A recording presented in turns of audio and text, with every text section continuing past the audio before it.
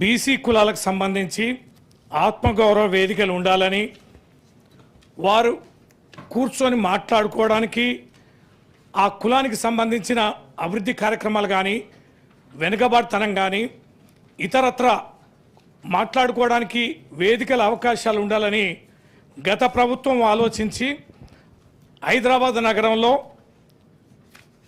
కోకాపేట్లో మరియు ఉప్పల్ బగాయత్లో స్థలాలు కేటాయించడం జరిగింది అధ్యక్ష. నిధులను కూడా కేటాయిస్తూ వారికి సంబంధించినటువంటి ఉత్తర్వులు కూడా మంజూరు కూడా చేయడం జరిగింది. అంతేకాకుండా కాంగ్రెస్ ప్రభుత్వం రావడానికి ముందు ఎన్నికల సందర్భంలో జిల్లా కేంద్రాల్లో కూడా మేము బీసీ కులాలకు సంబంధించి ఆ భవనాలు నిర్మిస్తామని, ఆదుకుంటామని అనేక సంక్షేమ కార్యక్రమాలు ప్రకటించడం జరిగింది అధ్యక్ష. ఈ మధ్యకాలంలోనే గౌరవ ముఖ్యమంత్రి గారు కూడా 2 కులాలకు సంబంధించి, ఏది గొల్ల కురుమలకు సంబంధించి భవనాలను కూడా ప్రారంభించడం జరిగింది అధ్యక్ష. చాలా కుల భవనాలకు సంబంధించి నిర్మించుకోవడానికి అవకాశం ఇవ్వమని గౌరవ బీసీ శాఖ మార్చులు పొన్నం ప్రభాకర్ గారిని కలవడం జరుగుతుంది. మొన్న ఈ మధ్యనైతే పెరక కులస్తులు కూడా వారిని కలిసి అడిగితే గౌరవ మంత్రి గారు నిధులు యాంచలు చేస్తామయ్యా, మరి నిధులు లేవు, ఇప్పుడైతే మేము నిధులను మంజూరు చేసే పరిస్థితి లేదని వారు చెప్పినట్టుగా ఆ కుల ప్రతినిధులు మా దృష్టికి తీసుకురావడం జరిగింది అధ్యక్ష. పోనీ మేము చందాలు వేసుకొని ఒక రూమ్ అయినా కట్టుకుంటాం, ఆ రూమ్ కట్టుకోవడానికి అవకాశం అన్నా ఇవ్వండి, పర్మిషన్ ఇవ్వండి, లేదా కాస్త కరెంటు నీళ్ళు ఇవ్వండి అంటే కరెంటు నీళ్ళు కూడా ఇవ్వలేని పరిస్థితి ఉంది అధ్యక్ష. అంటే మీరు సొంతంగా నిధులు సమకూర్చుకొని మేము కట్టుకుంటామనంటే కూడా అనుమతి ఇవ్వడానికి కూడా ఇబ్బందికరంగా ఉంది అధ్యక్ష.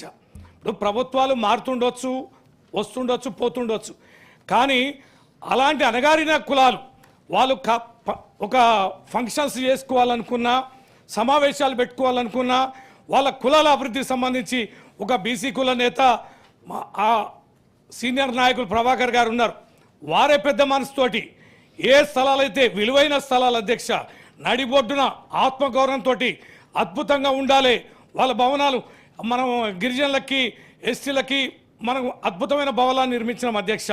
చాలా ఓపెనింగ్ కూడా జరిగినాయి, చాలా కులాలకు సంబంధించి పెండింగ్ ఉన్నాయి, వాటన్నిటినీ మీరు అనుమతి ఇవ్వాలని కోరుతున్నాం అధ్యక్ష. అదే రకంగా జిల్లా కేంద్రాల్లో కూడా మీరు తప్పనిసరి కేటాయించాలి.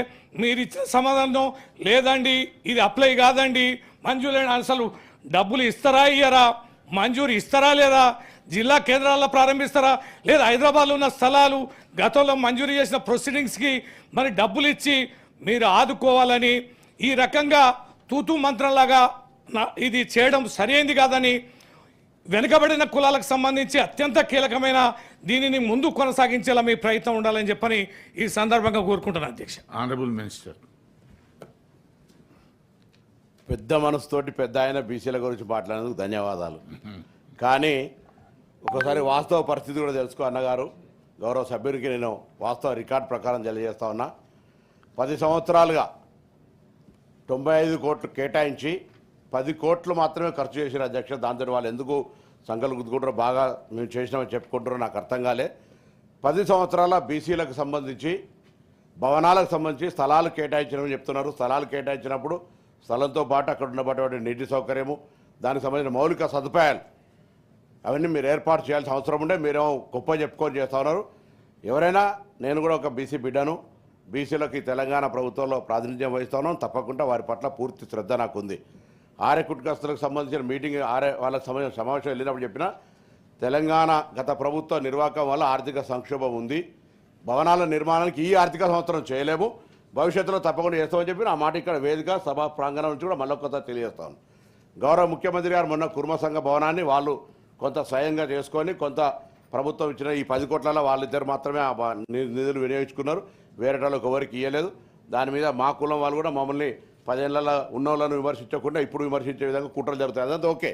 ఇప్పుడు నేను చెప్తున్న సబ్జెక్టు 42 భవనాలకు వీళ్ళు ల్యాండ్ కేటాయించారు అధ్యక్ష. మేమే ఆనాడేం ఆపలేదే. 42 భవనాలకు సంబంధించిన మౌలిక సదుపాయాలు కల్పించడంలో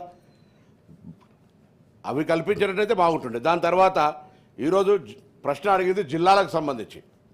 జిల్లాల్లో ఇప్పుడటువంటి ఆలోచన, ఎందుకంటే రాష్ట్రంలో ఇచ్చినే పూర్తి కాలేదు.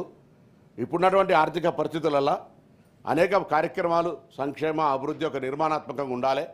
ఏదో పైన పటారం లోన లోటారం ఇందులో ఊపర్ శర్వాణి అందరు పరిశాన్ అన్నట్టుగా ఆర్భాటానికి పోయే ఆలోచనతో లేం.